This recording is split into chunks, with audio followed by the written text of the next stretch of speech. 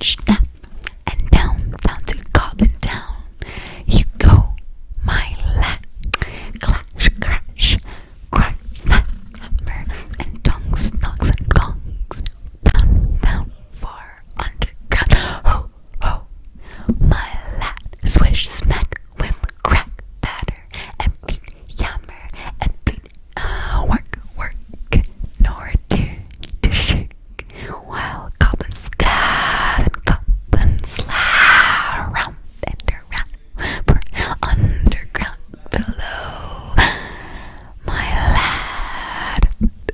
Why is this kind of buzz? Why was this rhyming? The cursive letters are the song they sang, and it's kind of like, I don't know, saying it out loud is cool. It sounded truly terrifying. The walls echoed, the clap, snap, and the crash, smash, and the ugly ladders. Ho, ho, my lad. The general meaning of the song was only to blame, for now the goblins took out whips and whipped them with a swish, smack, and set them running as fast as they could in front. And more than one of the dwarves were already yammering and bleating like anything when they stumbled into a big cavern. It was lit by a great red fire in the middle and by torches along the walls. It was full of goblins, and they all laughed and stamped and clapped their hands with the dwarves. So said poor Bilbo. Back in years, the whips came running in, while the goblin drivers whooped and cracked their whips behind. The ponies were already there, huddled in the corner, and there all the baggages and packages lying broken open and being rummaged by goblins and smelt by goblins and fingered by goblins and grappled by goblins. I'm gonna start reading in a soft voice because my throat hurts from this whispering for so long. I'm afraid that was the last day ever saw of those excellent little ponies, including a jolly, sturdy little white fellow that Elrond had lent to Gandalf, since his horse was not suitable for the mountain paths. For goblins eat horses and ponies and donkeys and other much more dreadful things, and they're always hungry. Just now, however, the prisoners were thinking only of themselves. The goblins changed their hands behind their backs and linked them all together in a line. Dragged them to the far end of the cavern, with the little Bilbo tugging at the end of the row. There in the shadow on a large flat stone sat a tremendous goblin with a huge head, and armed goblins were standing around him, carrying the axes and the bent swords that they use. Now goblins are cruel, wicked, and bad-hearted. They make no beautiful things, but they make many clever ones. They can tunnel and mine as well as any but the most skilled dwarfs when they take the trouble, though they are usually untidy and dirty.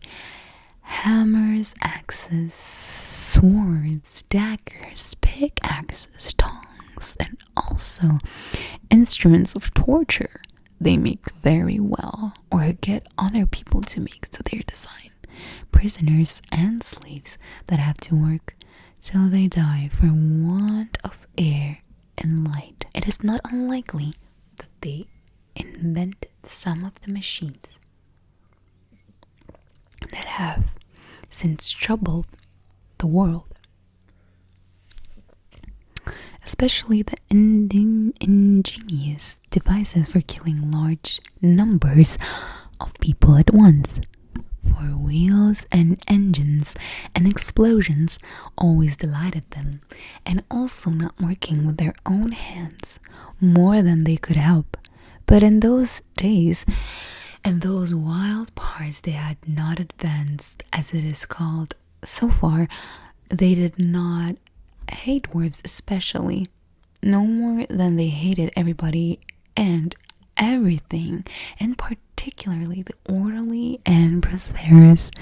In some parts, wicked dwarves had even made alliances with them, but they had a special grudge against Thorin's people because of the war, which you have heard mentioned, but which does not come into the tale. And anyone goblins don't care who they catch, as long as it is done smart and secret, and the prisoners are not able to defend themselves. Who are these miserable persons? Said the great goblin. Dwarfs. And this, said one of the drivers, pulling at the Bilbo's chain, so they why am I reading it like that? So that he fell forward onto his knees.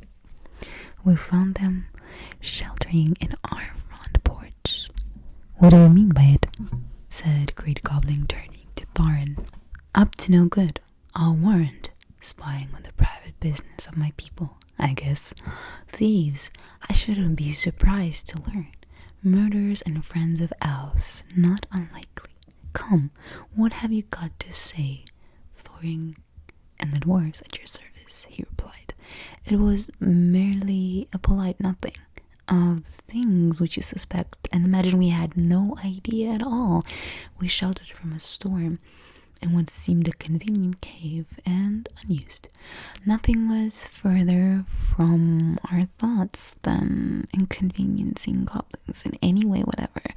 That was true enough. Said the Great Goblin. So you say, might I ask what you were doing up in the mountains at all, and where you were coming from, and where you were going to? In fact, I should like to know all about you. Not that it will do you much good, Thorin Oakenshield.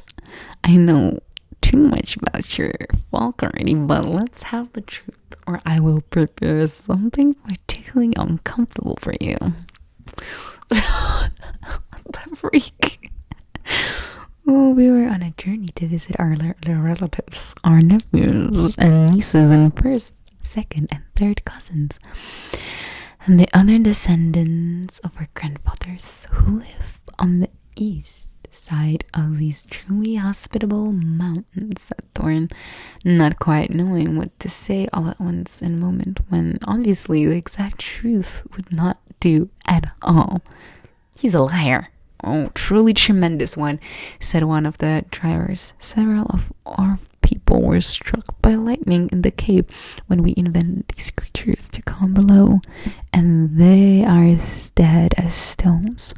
Also, he has no explain this. He held out the sword which Thorin had worn, the sword which came from Troll's lair.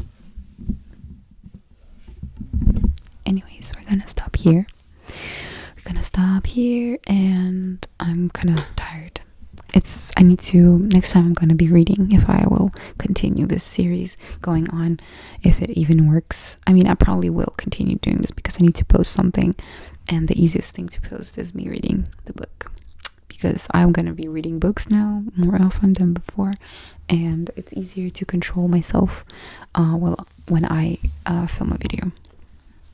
Anyways, thank you for watching. If you did watch until the end, let me know if there are any suggestions for specifically reading videos, and let me know if you like this video.